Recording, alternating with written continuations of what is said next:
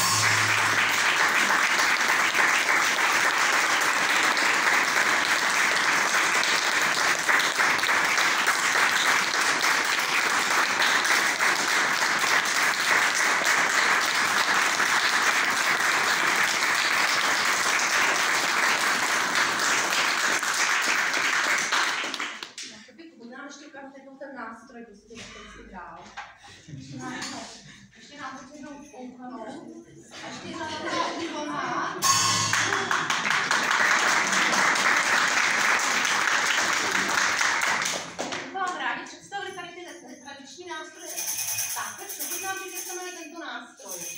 Jmenuje se šakin. Jo. Určitě je to vozembou. Ano, správně. Tak já bych chtěla moc poděkovat paní kolegyni Evě Nixové a paní učitelce Galině Zorbiško, protože jsme koupili tady toho šakina, tento vozembou jsme pořídili a nebyl ještě úplně ideálně k nám doladěný, takže nám pomohly děvčata. Paní učitelka nám udělala tenhle krásný apartní klobouček, takže moc děkuji paní učitelko.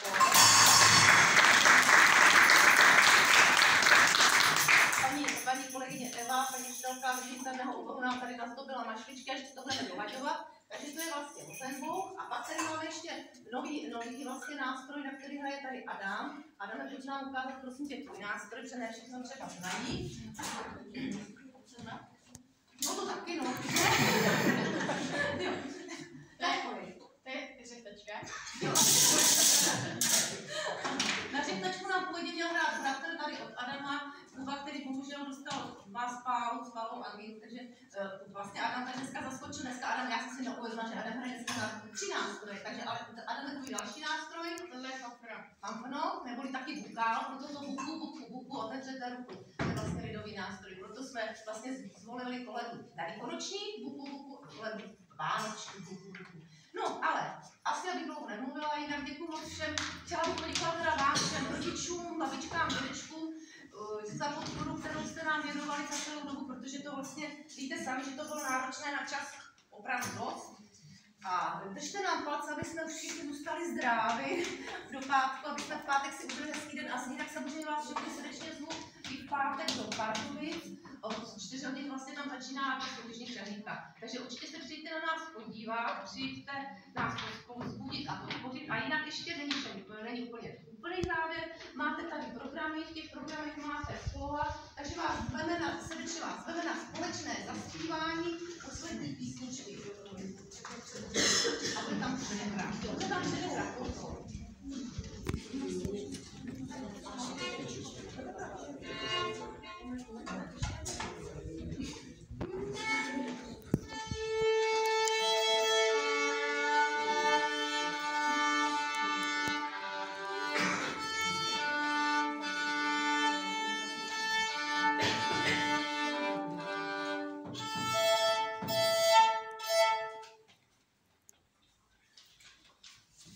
Pozor, bude tam teda ta předehrát.